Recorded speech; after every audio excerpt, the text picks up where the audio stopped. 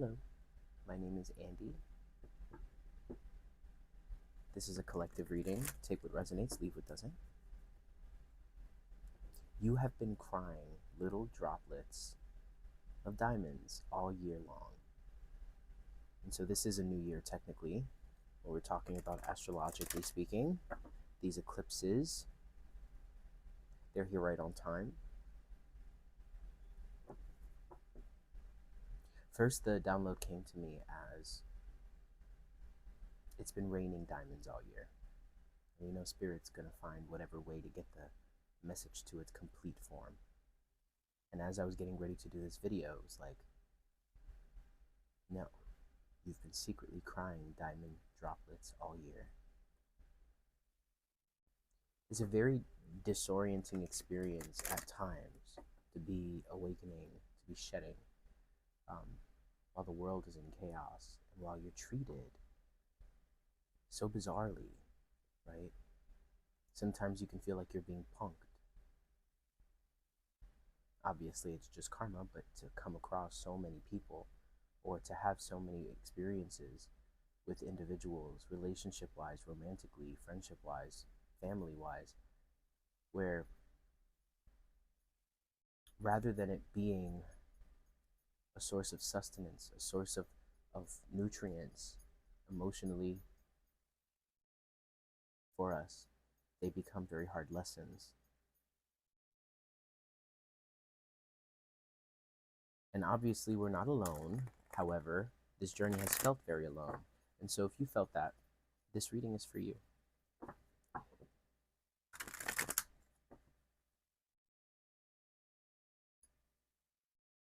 I think sometimes it's easy to overwhelm ourselves with options. What's the best way forward? What's the best choice? What do I do with this energy, with this creativity? That's a big thing I'm feeling in this reading is, what do I do with this creativity? What do I do with these diamonds? How do I wear them? It's like shedding, and coming to that awareness allowed you to authentically feel in every moment, in those secret times of crying and shedding. You were able to come to terms with and or align with the emotional body, right? The part of you that's been avoiding a kind of truth, all different types of truths about your work, about your family. We talked about all the different sectors of your life, because this is not just touching one sector. If you're watching this reading, this has been all across the board. It's been the play that's been playing out in your life over and over again. It's like being an actor in a theatrical show and having to do the same show every day and to live through that journey again and again and again while slightly adjusting and empowering yourself, coming to the surface of life that much more every time.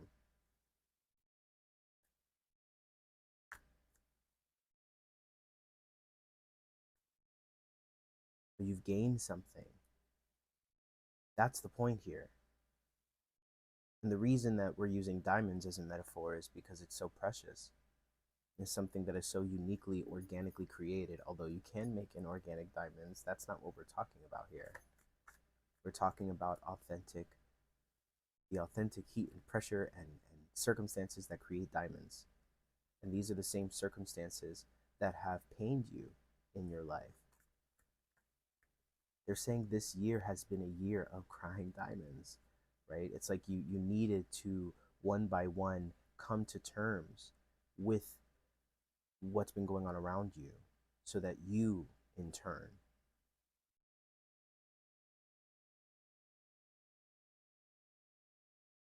can know yourself. These mirrors that have shown up, projecting all different types of wonky and distorted visions of who you are. People not, they're saying the ultimate pain here and the the bottom line pain, or I guess you could say the foundational pain that we all share as sensitive beings here for a purpose. That's who I read for. That foundational pain is the pain of not being received, the pain of being misunderstood, the pain of being told you're something other than what you've been made to be, right?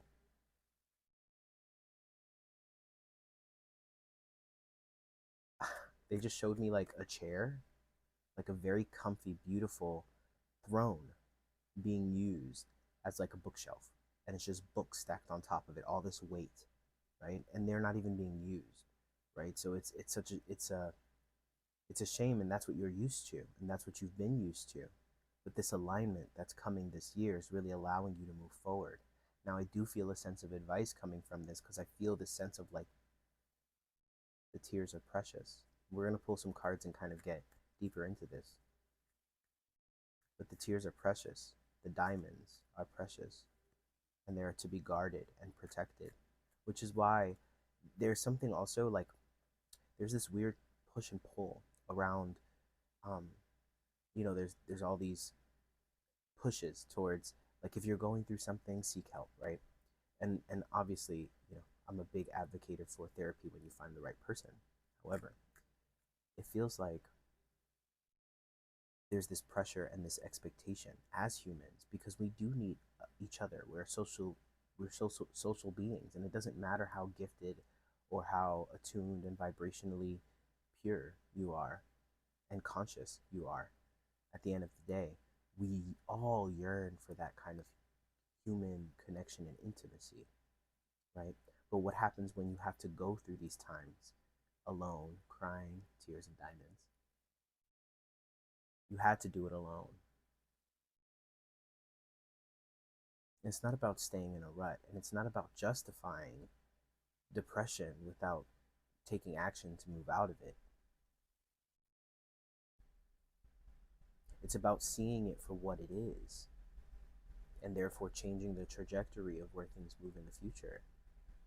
I'm speaking to a collective that's ready to truly align to what their heart desires, rather than having an incomplete karmic story about the past leading to attracting more of what you've already gone through.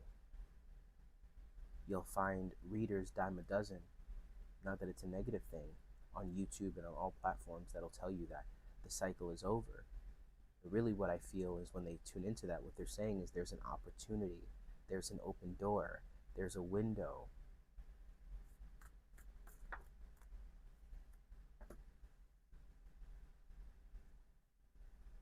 The feminine has such an ability to create and to nurture, but she also has the ability to destroy and to disassemble.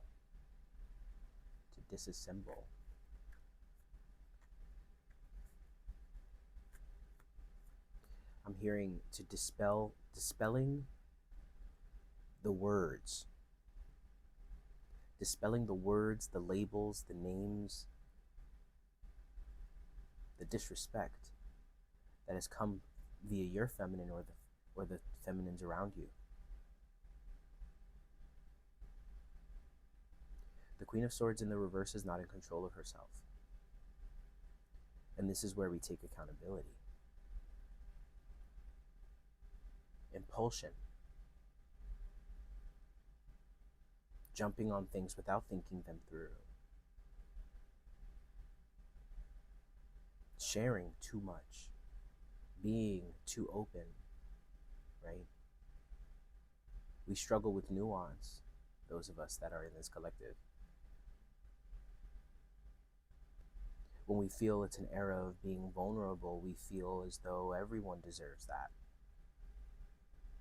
But discernment is key, and inviting your shadow to the table has been such a revolutionary experience in understanding who is even able to share that reality with us, rather than individuals who see that expression through us and clamor to give it a new name, right? This is the weird ass reactions you get from people.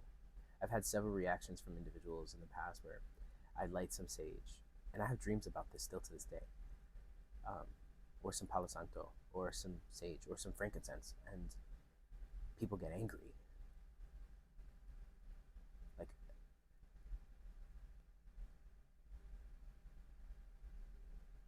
unimaginably angry for no apparent reason.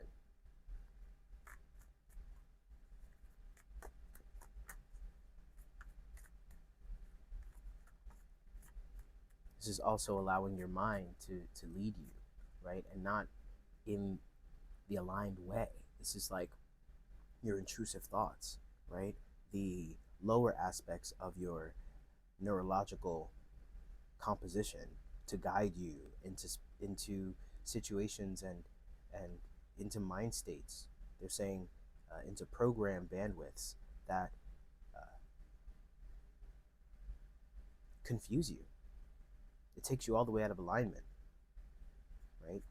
You ever have an experience where you have such a clear and robust spiritual awakening moment, or even awareness moment, and then literally like the next day you almost forget that it happened because you're all lost in some other shit, right?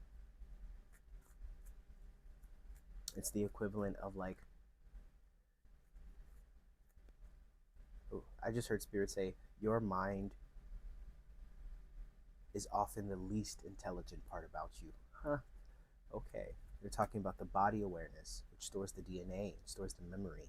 We're talking about the heart, which is like the window to the soul and remembers so much when it comes to the emotion, right? When they say people remember how you make them feel.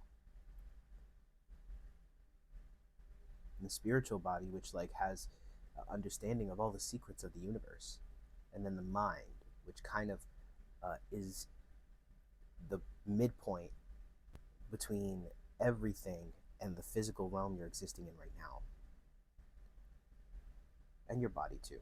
But your body also exists in that way because your body is physically here and it's interfacing. Your feet touch this ground.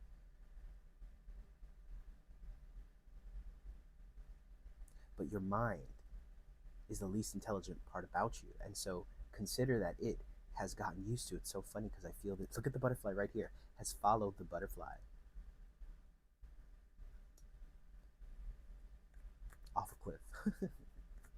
Wondering why you're like aching at the bottom of a cliff on some rocks, not able to move. Like, how the fuck did I get here? Excuse my language. Well, you've been secretly crying tears of diamonds all year. You got a bucket full of diamonds. It's a lot of worth.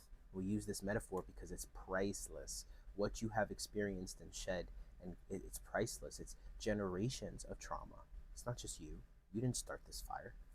You chose to be born into this family because you chose to be a maverick, a sage that would tie it all together.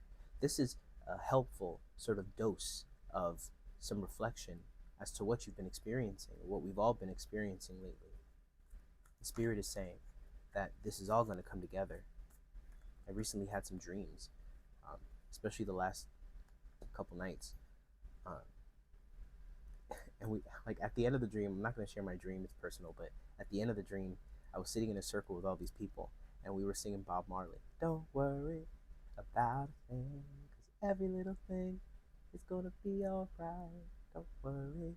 And we were all singing it so beautifully and flawlessly, and it left me with this feeling of like, it's all coming together, right? Which is sort of what pushed me to share this message out today. Judgment in the reverse. I think you've come to some conclusions in this misaligned mental space of what it all means.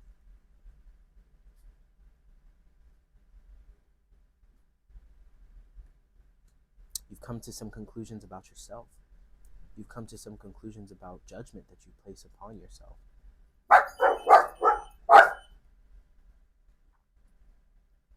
It's our first major arcana, and it's in the reverse. This is almost like, I'm getting the vibe of body dysmorphia, looking at yourself in the mirror and seeing something completely distorted to what is really seen. And I forget where I heard this, but I also heard something about the way you see yourself and the way you view yourself is very foreign to what people see when they see you. We have a very distorted view of ourselves. And this is what's been shed. And you can't have that when the wrong people are around you, because Is the blind leading the blind, is what Spirit is saying. And this has been your whole life, and that is a very difficult psychological hurdle to jump over, because we're talking about the mental, right? The first card is coming up is the Queen of Swords in the reverse. So this is giving me a lot of air, and this is giving me a lot of mental mastery energy, and this is a part of the alignment process that is needed in order for you to get all the things you desire and have been working towards. Some of you guys have been lost. You've been part-time mavericks, part-time slaves, not even realizing it. This hurdle, this psychological hurdle, has a lot more to do with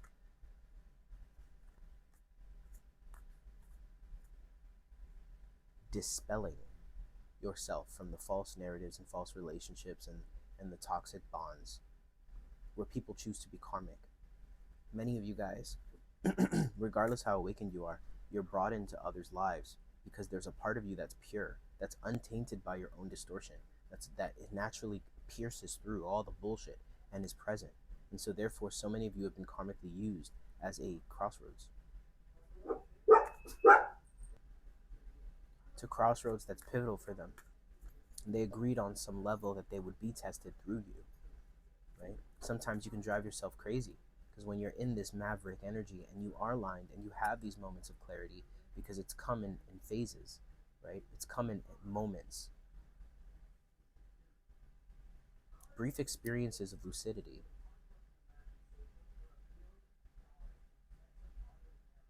Where it all makes sense.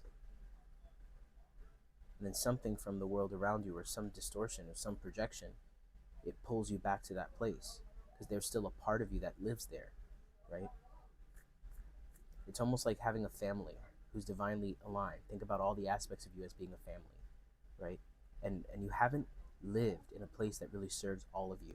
And so, one of you moves to this new paradise, right? And so the other parts of you can visit, but aren't able to fully live there the full time.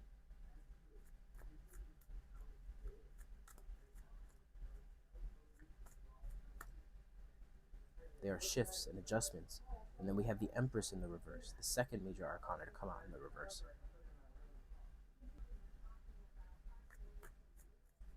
The Empress in the reverse is speaking to the relationship with ourselves.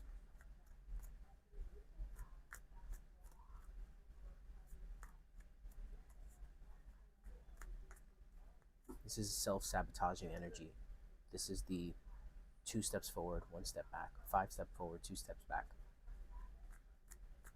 3 steps, Spirit saying.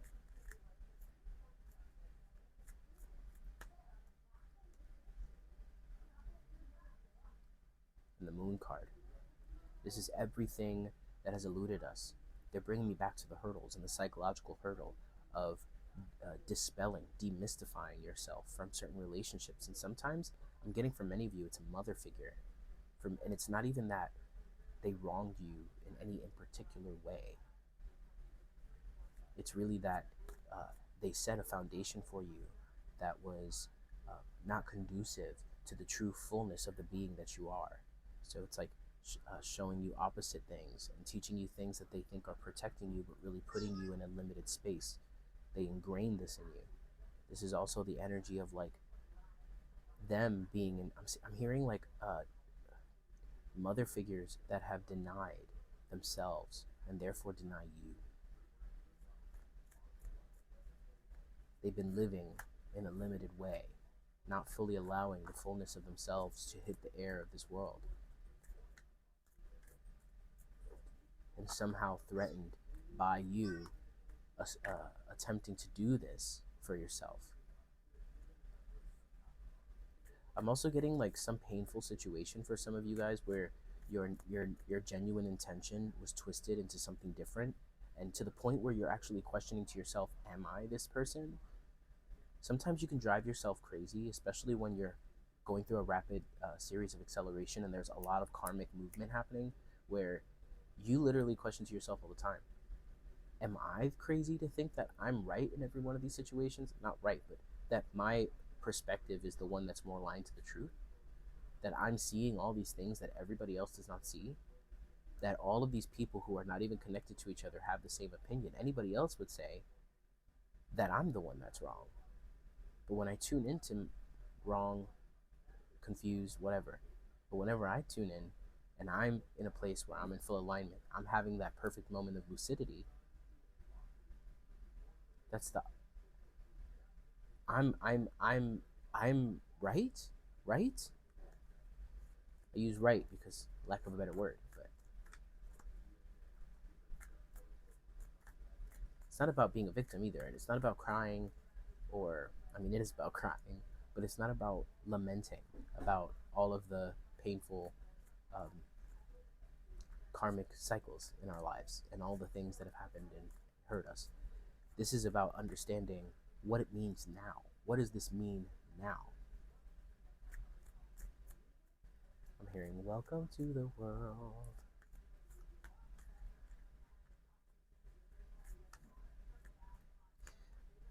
Childbirth, pregnancy, gestation, um, cocooning, larva, moths, butterflies, metamorphosis. These are all the things that I'm feeling. That's the vibe. That's the vibe sequence that is coming up to me in this reading at this time. Because the Empress in the reverse also reads as like an Empress in training, an Empress in studying. Those of you that watch Grey's Anatomy, it's like you're an intern, not yet a resident. This Moon card is speaking to me though. The Moon card and the Sun. I mean, two cards that it's like two of the most powerful cards to come up in a reading, especially in relation to each other. This is like a complete illumination. Because every little thing is gonna be alright. Don't worry. Even like in my experience, it's even been people that have come to me for readings and have seen me for who I am, that then have moments where they're distorted, right? And it's not for me to say, hey, look, I can feel you. I know that you're needing a little bit of support, right? But then when you have individuals that get so comfortable with you, and this happens to me so often, and let me know in the comments if this happens to you too, where you have intuition, whether you consider yourself a reader or not, and you know that you bring value into these relationships. And at first, people are more than happy to acknowledge and appreciate that value, and they get a little too comfortable, right? So many times when I start off with clients, they want to be my friend, right? They want to get to know me. And because through reading them and through tapping into their loved ones and through seeing so much beyond the veil, I fall in love with them as humans, perfect and perfect, right? And then they begin to take advantage, or then they begin to try to utilize you to justify or validate a reality that's a false security and completely an illusion. Right? Then they start to say, hey, we just want to talk, have conversations on the phone. And then it becomes a reading, right? We're still not exactly acknowledging and appreciating it for what it is. Hey, stop it. And it feels like the lower aspect of you, your shadow, wants you to go to bat and to fight about it. Maybe it is more efficient and more beneficial to your long-term progression for you to cry silent tears of diamonds, because you're purifying and you're releasing so much pain, especially in reference to all of the illusions and the spells that you've been under, especially when it comes to other people. Some people, this is deep, but some people will use your gifts against yourself. They will gaslight your own gifts, try to get you to buy into a notion, a reality, a construct, a program that is very different from where you are, whether it's true or not, and doesn't get you anywhere, right? There are people that I care about that are going through all types of different shit right now, but I know it's not them. And there's times where I just want to say, like, this is not you, but it doesn't get anywhere, right? Sometimes people will most literally push you away. I'm feeling that for you guys too. People will literally push you away because they don't want to exist in the same reality as you right now. They don't want that dose of awareness. And so they will starve the messenger because they don't want the message, even if the messenger is you and they love you to bits. You'll be around them, but they're not giving you anything, right? All of a sudden, they start giving attention to others and making you feel like you're less prioritized. So we don't take it personal, but we allow that trigger to unlock something that's been held in, to be released through tears. And tears are also a metaphor. Diamonds are a metaphor for tears, and tears are a metaphor for release.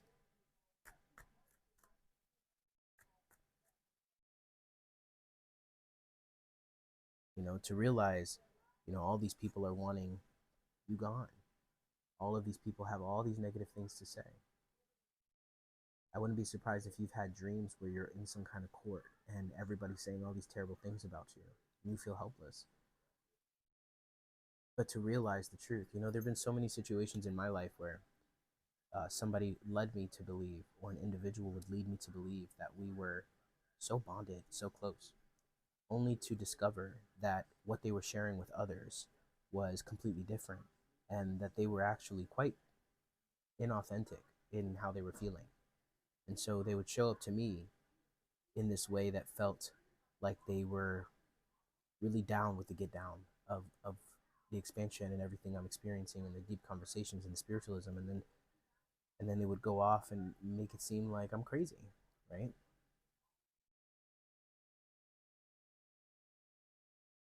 A friend that made you feel like you were best friends, only to find out that they were, you know, talking all this shit about you behind your back from the beginning of the friendship all the way to the end. I'm not necessarily saying all of these scenarios are things I've gone through, but these are things that I feel and that are coming to me. And so you collect your things and you move on, but it's not easy, right? And these tears are the vehicle, right? You think the boat is the vehicle, but the water is the channel that gets you there. It's the current that takes you from one place to another. It takes you from one shore to the next, touching a foot on one land to another. And what is the vehicle? What is the in-between? It's the water, it's the emotion.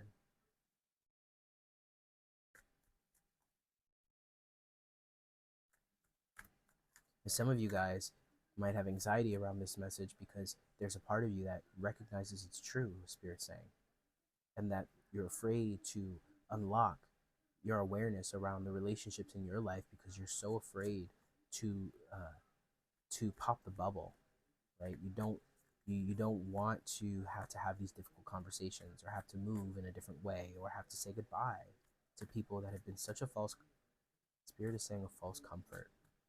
I almost said it completely without even thinking, but I don't want to take credit for that. It's a false comfort. It's like a blanket that doesn't really keep you warm, but it's soft.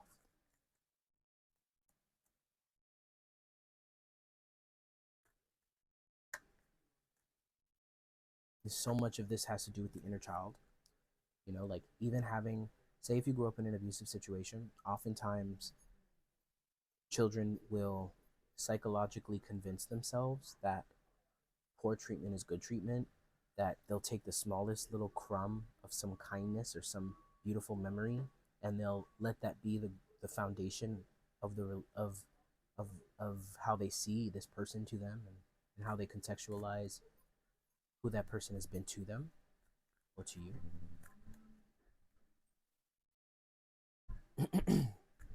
It's almost like wanting to look away from the carnage, wanting to look away from the destruction. And this past year has kind of forced your chin to kind of face the direction and see it for what it is.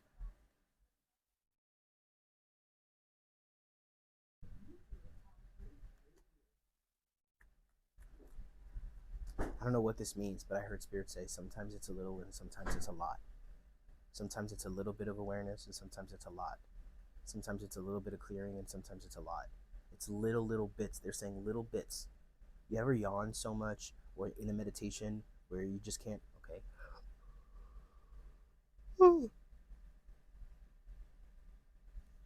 You just can't stop yawning?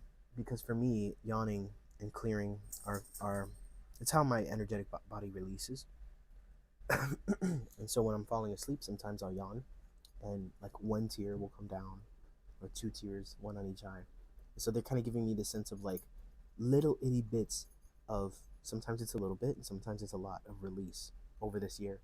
They're saying over the past few years, but this year has really been about that. And this is the year of the snake, Spirit is reminding me. And so this is a year of shedding. Or this is the year of shed, after the shed, I don't know. Maybe we'll get clearer about that in the coming readings. You can go on a rampage watching video after video, and some videos are going to validate the false security you want to live in, and some readings are going to really be an alchemical aid for you when in a time of confusion.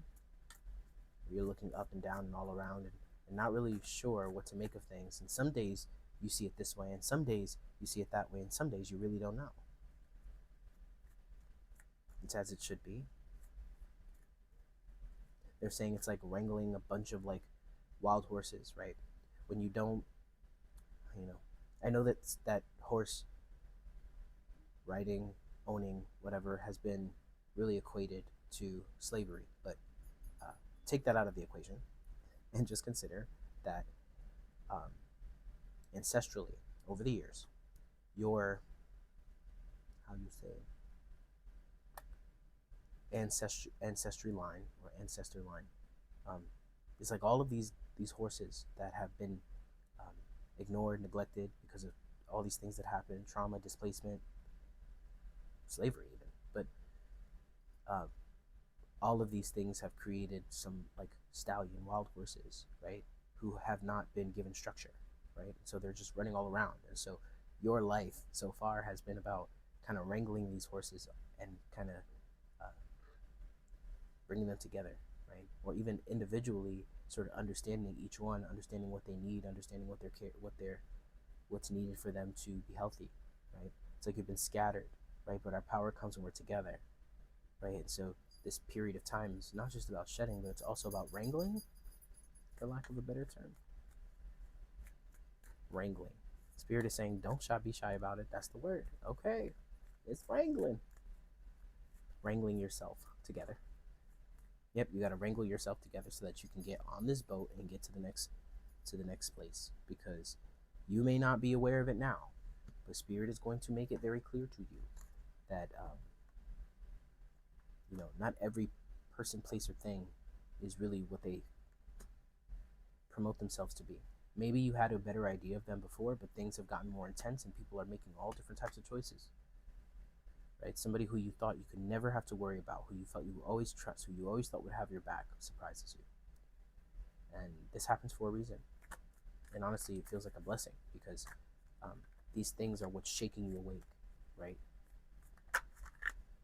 The dragon may sleep in the cave for an eternity, but once people realize the value of the dragon's scales and come in the dead of night to try to rip some scales from its body, where it was once in a deep sleep, it will eventually awaken, and its rage will be unmatched. You are the dragon. You are being slowly coerced into complete alert and awakeness, complete lucidity, complete alignment, clarity. Will it lay waste to the life you live? Probably.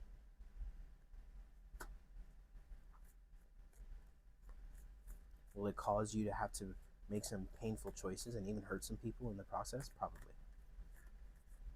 But will you have your truth, your ultimate truth, that allows you to be an asset not only to the divine and the expansion of this planet and everything that could be ever good in this life?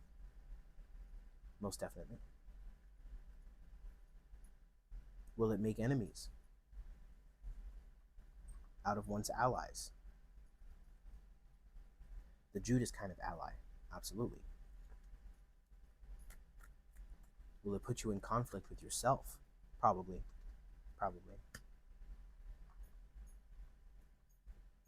But it's all the good that's here. It's all the good. It's everything good about all of the pain.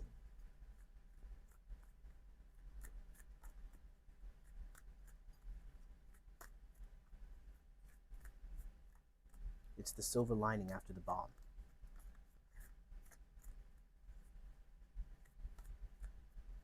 It's the sprout after the burned, charred forest.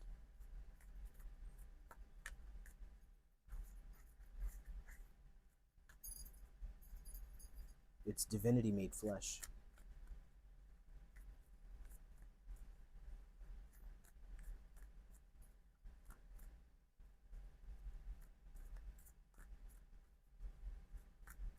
It's your homecoming.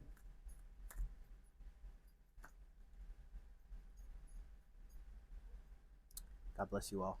Anything you want to know about me is in the description box.